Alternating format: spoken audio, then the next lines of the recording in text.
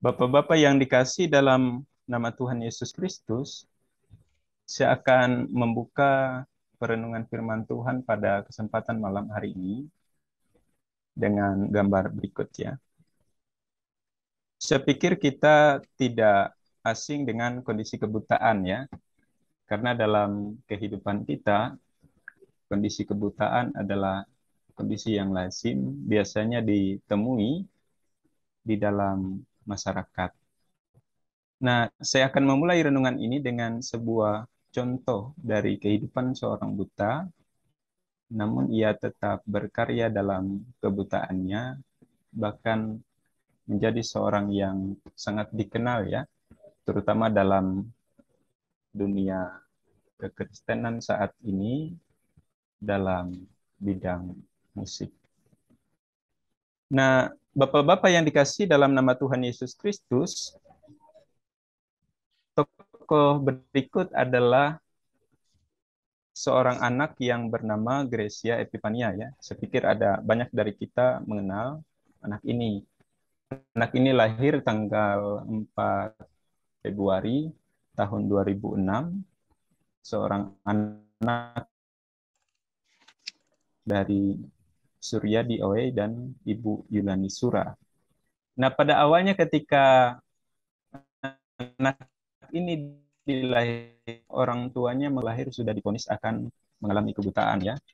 Karena ketika dokter melihat anak tersebut saat lahir ada kondisi-kondisi tertentu yang kemudian menjadi alasan baginya untuk memvonis bahwa anak ini akan terlahir buta. Tetapi yang menarik kemudian karena ketika di usia 4 tahun, anak ini sudah bisa bermain piano, walaupun dalam kondisi yang buta. Sehingga hal itu mengejutkan orang tuanya. Selain pula di satu sisi, orang tuanya berjuang dengan sangat keras agar anak terkasih mereka bisa tetap bertahan, berjuang, bahkan berkarya, walaupun dalam kondisi kebutaan yang dialami. Bahkan yang menarik, Bapak-bapak sekalian, menurut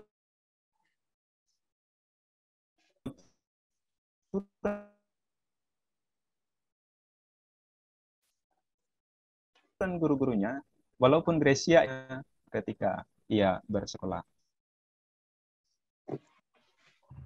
Karena itu ini menjadi bagian yang menarik. Sehingga kemudian pada tahun 2013 ia mendapatkan banyak gelar penghargaan baik nasional maupun lokal. Secara umum di tempat di mana ia tinggal di Balikpapan, ia pernah juga mendapatkan beberapa gelar di Pulau Jawa sehingga membuat karirnya semakin melejit. Bahkan di tahun 2014 ada satu album yang sangat dikenal dan biasanya sering sekali kita dengar dinyanyikan di gereja, lagu yang berjudul Walauku Tak Dapat Melihat. Bapak-bapak yang dikasih dalam nama Tuhan Yesus Kristus, seperti yang saya sampaikan di awal tadi, bahwa Gracia adalah seorang yang buta, tapi kemudian ia tetap berkarya. Nah, saya mencoba menarik bagian awal ini dari sebuah teori motivasi yang disampaikan oleh Abraham Maslow. Jadi ada yang disebut dengan tahapan fisiologis, artinya kebutuhan manusia akan makanan dan minuman, kebutuhan akan rasa aman, kebutuhan untuk diakui dan mengalami kasih sayang, kebutuhan akan penghargaan dari orang lain atas segala kemampuan, kompetensi diri yang baik yang sudah dimiliki, tapi kemudian ada satu kebutuhan atau hierarki yang paling tinggi menurut Abraham Maslow, yakni aktualisasi diri. Nah, kebutuhan akan aktualisasi diri ini adalah kebutuhan untuk mengungkapkan diri atau aktualisasi diri merupakan kebutuhan manusia yang paling tinggi menurut Maslow. Tapi kemudian yang menarik karena kebutuhan ini akan muncul ketika kebutuhan-kebutuhan yang lain itu telah terpuaskan dengan baik. Nah, Maslow menandai kebutuhan akan aktualisasi diri ini sebagai hasrat individu untuk menjadi orang yang sesuai dengan keinginan dan potensi yang dimiliki. Sehingga kemudian dari sana, apa yang ingin saya sampaikan? Yang ingin saya sampaikan adalah bahwa Gracia Epifania ini berada dalam tingkat di aktualisasi diri ini. Sehingga walaupun ia berada dalam keadaan yang buta, ia tetap berkarya, ia tetap menjadi berkat bagi orang lain, bahkan mungkin ya melebihi orang lain yang berada dalam keadaan yang normal. Bapak-bapak yang dikasih dalam nama Tuhan Yesus Kristus, kalau kita berkaca tentang konteks bagian firman pada kesempatan malam hari ini, sebenarnya ada aktualisasi diri yang ditunjukkan oleh seorang buta yang bernama Bartimeus. Nanti kita akan melihatnya secara bersama-sama. Dalam bagian ayat yang ke-46 disampaikan kepada kita bahwa peristiwa itu terjadi ketika Yesus hendak ke Yerusalem, lalu ketika ia sampai di kota Yeriko dan keluar dari kota tersebut, di sanalah ia bertemu dengan Bartimeus. Yang menarik kemudian karena ternyata dalam bagian ayat yang ke-47 ia mendengar ya. Yang menarik satu catatan yang kita dapat bahwa Bartimeus memang adalah orang yang buta, tapi kemudian ia tidak tuli. Sehingga ketika rombongan orang banyak lewat di dekatnya, di pinggiran kota itu, di sanalah kemudian ia tahu bahwa Yesus orang Nazaret itu lewat. Tapi apa yang menarik kemudian dari bagian itu, apa hal unik yang dilakukan oleh Bartimeus? Dalam ayat yang ke-47 ketika ia mendengar bahwa Yesus keluar, mulailah ia berseru. Ada istilah menarik karena kemudian ia mengetahui bahwa cerita-cerita tentang Yesus begitu dikenal saat itu dalam kondisi sosial, kondisi kehidupan masyarakat yang sulit. Cerita-cerita populer tentang Yesus juga dikenal oleh Bartimeus. Tapi kemudian yang menarik karena ketika ia mendengar bahwa Yesus keluar, dikatakan dalam bagian ayat yang ke-47, ia berseru. Nah, ketika saya mencoba mencari apa maksud kata berseru dalam bagian ini, dalam catatan yang lebih sederhana, dalam KBBI dikatakan bahwa berseru itu adalah memanggil atau berkata dengan suara nyaring. Saya mencoba membandingkan dengan terjemahan bahasa Indonesia masa kini. Bahasa Indonesia masa kini menerjemahkannya dengan kata berteriak. Jadi berseru itu sama dengan berteriak, begitu dalam catatan itu. Sehingga kalau kita membaca dari bagian ini, ya semakin jelas bahwa berseru dalam bagian ini, ia berkata-kata dengan nyaring atau secara sederhana dikatakan berteriak. Nah, surat Barasi menerjemahkannya juga dengan istilah yang sama, mengkariak. Jadi mungkin di antara bapak-bapak nanti bisa menanggapi bagian ini, karena saya pikir banyak di antara bapak-bapak sekalian yang memahami jauh lebih mendalam tentang istilah bahasa ngaju ini dalam kehidupan bapak-bapak sekalian. Sehingga kemudian jelas bagi kita kenapa kemudian orang-orang menjadi marah dalam bagian ayat yang ke-48. Artinya seruan yang dilakukan oleh Bartimeus bukan hanya seruan dengan suara yang kecil, seruan dengan suara yang tidak terlalu terdengar oleh orang banyak, tapi suatu seruan yang sangat nyaring, sehingga itu mengganggu orang lain dan membuat mereka menjadi marah. Nah, dalam catatan lain juga saya melihat bahwa ada setidaknya 3 alasan kenapa kemudian mereka menjadi marah kepada Bartimeus. Yang pertama tadi karena suaranya begitu keras. Ketika ia berteriak, ya suara itu mengganggu orang banyak yang ada di sekitarnya pada saat itu.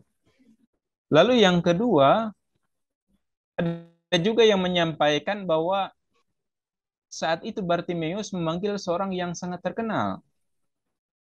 Atau dalam catatan bagian firman Tuhan bagi kita, dalam bagian ayat yang ke-51, ada istilah Rabuni, begitu. Jadi, guru dalam bahasa Aram. Sehingga kalau kita secara sederhana menafsirkan, ya tidak etislah kemudian seorang seperti Bartimeus berteriak dengan sangat keras kepada seorang guru besar yang sangat dikenal oleh orang-orang saat itu.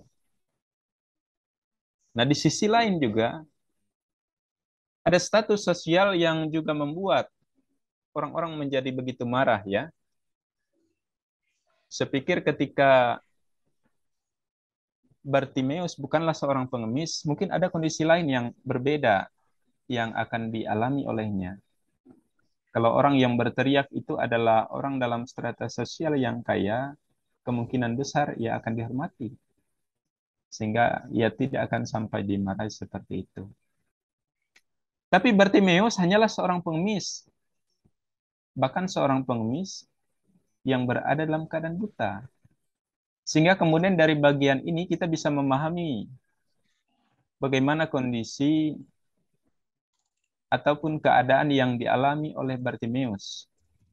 Ia bukan hanya seorang yang berada dalam keadaan buta, ia bukan hanya seorang pengemis, tapi ia juga berada dalam status sosial yang rendah, dalam strata sosial saat itu, sehingga besar kemungkinan baginya untuk tidak dipandang atau dianggap oleh orang lain.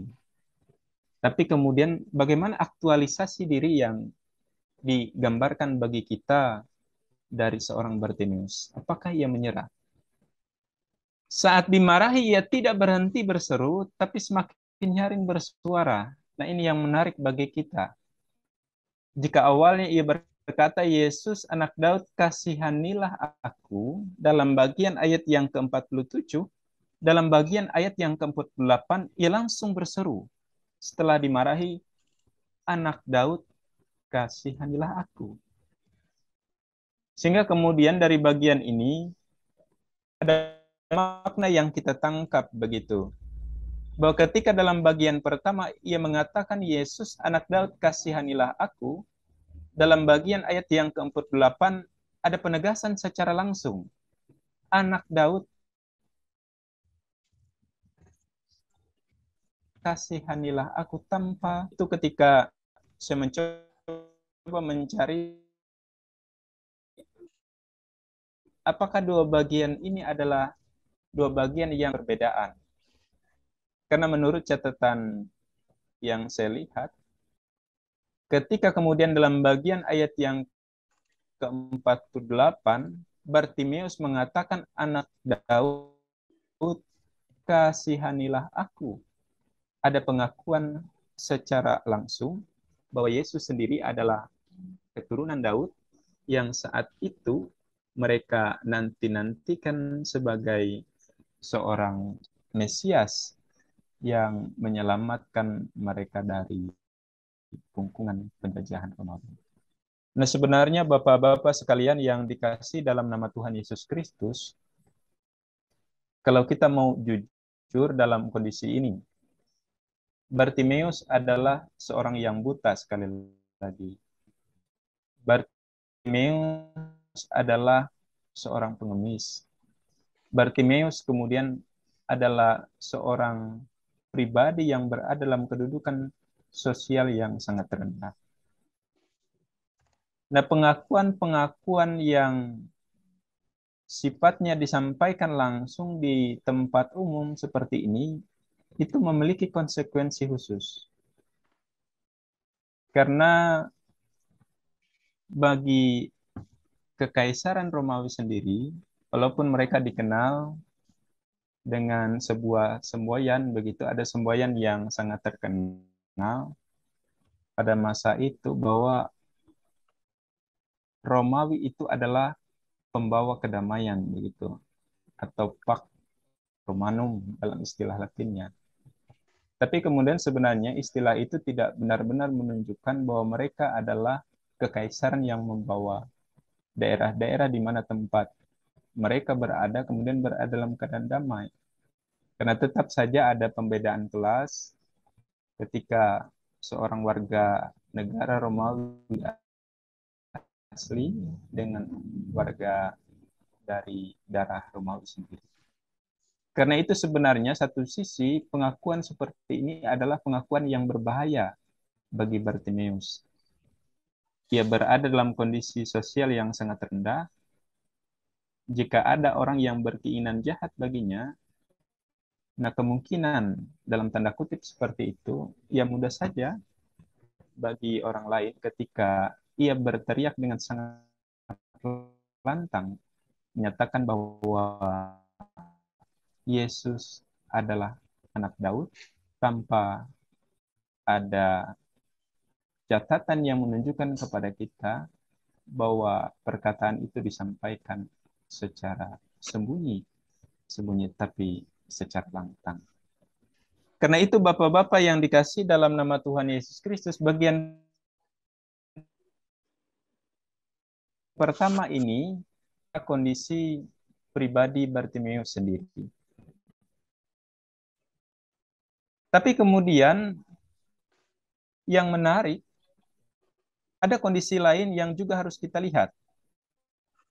Bahwa kondisi seperti Bartimeus yang berada dalam kondisi disabilitas, dalam pemahaman saat itu, secara khusus pemahaman agama Yahudi sendiri dalam ajaran Yudaisme, bahwa kondisi karena penyakit, kondisi kecacatan seperti itu biasanya disebabkan oleh dosanya sendiri maupun dosa orang tua. Kalau Bapak-bapak mengingat begitu ketika kita membaca Injil Yohanes pasal yang ke-9 ayat yang kedua, ketika Yesus dan murid-muridnya bertemu dengan seorang yang buta sejak lahir, murid-muridnya berkata seperti ini, Rabi, siapakah yang berbuat dosa, orang ini sendiri atau orang tuanya, sehingga ia dilahirkan buta? Jadi dari bagian itu ada satu pemahaman yang kita tangkap, bahwa kondisi disabilitas itu disebabkan oleh dosa sendiri maupun dosa yang sifatnya diturunkan dari orang tua. Artinya kalau orang tuanya melakukan dosa di masa lalu, anaknya berada dalam keadaan cacat, ada pemahaman begitu ya, bahwa kecacatan itu adalah karena dosa orang tuanya.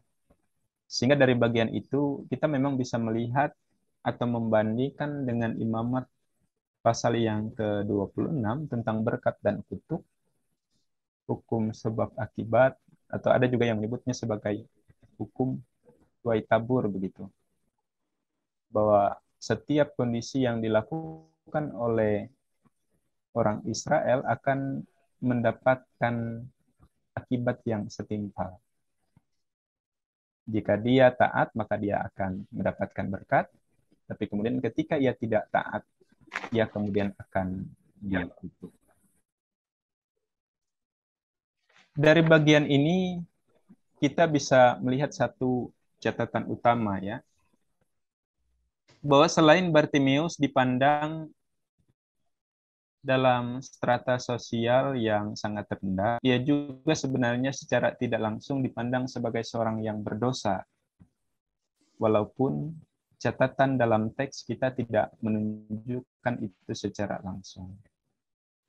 Tapi kemudian karena aktualisasi diri dari seorang Bartimeus, maka perjuangannya kemudian berbuah manis. Ketika kita membaca dalam bagian ayat yang ke-49, Yesus berhenti dan berkata, "Panggillah dia." Maka mereka kemudian memanggil orang buta itu dan berkata kepadanya, kuatkanlah hatimu, berdirilah, ia memanggil engkau. Nah, perjuangan Bartimeus dari bagian ayat yang sebelumnya ditunjukkan kepada kita dalam bagian ayat yang ke-49 ketika Yesus meminta Bartimeus untuk dipanggil dan bertanya kepadanya apa yang kemudian ia kehendaki supaya Yesus berbuat baginya.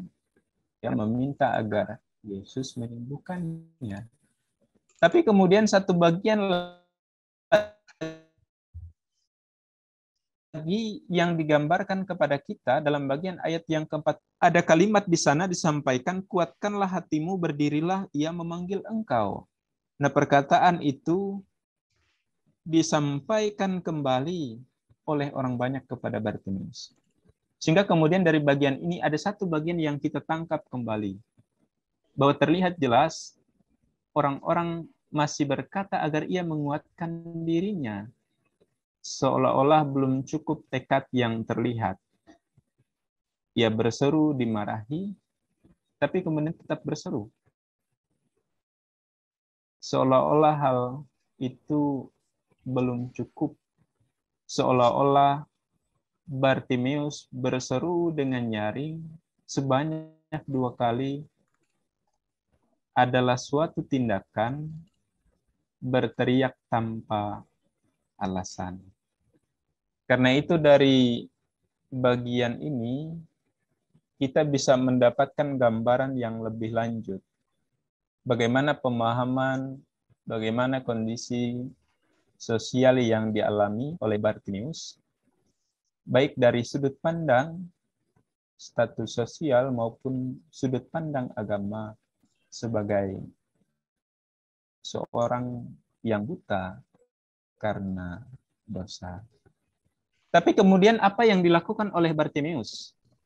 Ketika kemudian dalam bagian ayat yang ke-50, saat ia hendak berdiri dan pergi untuk menemui Yesus, ia menanggalkan jubahnya. Kata menanggalkan dalam terjemahan bahasa Indonesia masa kini itu diterjemahkan juga dengan kata melempar. Dalam surat Barasi diterjemahkan dengan kata menjaka. Jadi ketika saya pelayanan begitu, dulu ketika PPL yang pertama di Resort Rungan Hulu, di daerah Tumbang Melahui, Tumbang Kuayan, saya sering mendengar kata menjaka ini, yang identik artinya dengan kata melempar. Nah, ketika saya juga berada di Meneng Raya, di daerah Tehang, kemudian Lukau, saya juga sering mendengar kata ini. Jadi kata menjaka ya memang melempar. Karena itu kalau kita melihat dalam bagian ini, di samping sebenarnya kalau kita membaca pemahaman-pemahaman umum yang menanggalkan jubah itu adalah hal yang biasa. Ketika seorang Israel misalnya akan bekerja, ya dia akan menanggalkan jubahnya supaya tidak kotor. Tapi bagi orang miskin, menanggalkan jubah itu adalah suatu hal yang sangat berbeda. Karena jubah itu adalah jubah yang mereka gunakan juga sebagai selimut begitu ketika mereka tidur. Sehingga kalau dibuang, ya bagaimana dalam kondisi saat itu. Tapi kemudian ada suatu makna spiritual yang bisa kita dapat. Bahwa sebenarnya makna menanggalkan jubah itu bisa berarti juga suatu kehidupan yang baru. Jadi Alkitab ingin menyampaikan kepada kita bahwa Bartimeus bukan hanya kemudian tidak buta lagi atau sembuh secara fisik, tetapi rohaninya diubahkan. Hidupnya kemudian mengikut Yesus dalam bagian ayat yang ke-52. Dia berada dalam kehidupan baru. Oleh sebab itu, jelas bagi kita mengapa kemudian Yesus berkata kepadanya dalam bagian ayat yang ke-52 itu, pergilah, imanmu telah menyelamatkan engkau. Jadi Bapak-bapak yang dikasih dalam nama Tuhan Yesus Kristus, aktualisasi diri dari seorang Bartimeus adalah suatu aktualisasi diri yang nyata. Ia berada dalam kondisi kehidupan sosial yang rendah, kondisi keagamaan yang sulit, tapi kemudian ia tetap bertahan dalam kelemahan, dalam kebutaan, dalam keadaan-keadaan sulit seperti itu. Karena itu, aktualisasi diri yang ditunjukkan oleh Bartimeus itu adalah gambaran iman yang dimiliki olehnya. Sehingga kita bisa melihat dari bagian itu, mengapa kemudian Yesus mengatakan kepadanya, pergilah, imanmu telah menyelamatkan engkau. Artinya dari bagian ini, semua keadaan baik yang dialami oleh Bartimeus, baik kesembuhan maupun perubahan rohani yang dimiliki, itu semua adalah karena imannya. Sehingga ketika Bartimeus berada dalam kondisi baru, bahkan ia kemudian disampaikan bagi kita dalam bagian ayat yang terakhir.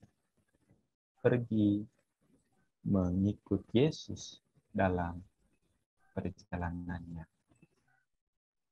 Bapak-bapak yang dikasih dalam nama Tuhan Yesus Kristus, bagaimana kaitan konteks teks ini dengan relevansi tema hidup dalam ketaatan kepada Tuhan? Sepikir nanti bapak-bapak pasti akan banyak memberikan pandangan-pandangan kritis terkait juga bagian ini dalam konteks kehidupan berjemaat, sekaligus juga dalam pemahaman atas teks dalam perspektif yang juga mungkin berbeda. Nah, yang menarik kemudian ketika disampaikan bagi kita tema hidup dalam ketaatan kepada Tuhan. Hidup dalam ketaatan, ya pasti di satu sisi tidak mudah. Sebab kalau kemudian dikatakan hidup dalam ketaatan, ada satu bagian yang bisa kita tangkap, bahwa hidup dalam ketaatan itu bukan berarti taat hanya ketika dilihat begitu atau diperhatikan. Taat karena ketakutan terhadap sanksi, taat kemudian karena ketakutan-ketakutan bahwa semua itu mengakibatkan dosa atau mengakibatkan kerugian bagi diri kita sendiri. Tapi hidup dalam ketaatan ini memiliki makna utama sebuah aktualisasi diri. Bahwa kita taat, ya karena kita memahami dan karena kita sadar bahwa sebagai orang percaya, ya kita memang harus taat kepada Tuhan. Artinya kesadaran untuk hidup dalam ketaatan bukan lahir karena hal-hal tadi. Karena ketika kita takut, ketika kemudian diperhatikan oleh orang lain, ketika kemudian kita ingin dipuji atas ketaatan kita, tapi kemudian ketaatan itu lahir karena diri kita sendiri memang taat dari dalam diri kita sendiri, dan itu lahir sebagai sebuah kesadaran. Nah, dalam bagian teks ini ada satu bagian utama yang ingin saya sampaikan terlebih dulu. Bahwa kita bisa belajar bagaimana untuk hidup dalam ketaatan secara khusus dalam aktualisasi diri yang sungguh seperti Bartimeus. Kebutaan tidak menjadi alasan untuk Bartimeus berhenti berjuang sehingga kemudian ia menjadi sembuh. Tekadnya kuat. Karena yang pertama, ia meyakini bahwa Yesus bisa menyembuhkannya. Sehingga ketika ia dimarahi, ia tetap berseru, bahkan dengan suara yang lebih nyaring. Lalu yang kedua, aktualisasi diri Bartimeus bahwa ia meyakini bahwa Yesus adalah Mesias. Sehingga ketika dia sembuh, ya dia tidak seperti seorang pasien begitu yang ketika sembuh oleh dokter, ia pergi karena jasa kesembuhan itu sudah selesai. Ketika ia disembuhkan, ia meyakini bahwa Yesus adalah Mesias. Oleh sebab itu, ia mengikut Yesus dan iman yang menggerakkannya. Sehingga dari bagian ini kita bisa melihat bahwa kehidupan Bartimeus sungguh-sungguh jauh berubah. Bukan hanya berubah dalam kondisi kesembuhan dari kebutaan yang dialami, tapi kemudian sembuh secara rohani. Karena setelah ia disembuhkan, ia mengikut Yesus dalam perjalanannya dan iman yang menggerakkannya, baik untuk sembuh, baik untuk kemudian mengikut Yesus setelah kesembuhannya. Sehingga dari sana kita bisa melihat bahwa aktualisasi diri bagi Bartimeus lahir dari dalam dirinya sendiri sebagai sebuah kesadaran.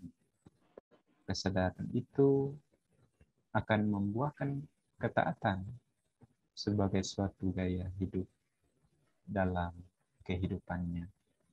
Tuhan Yesus memberkati kita. Amin.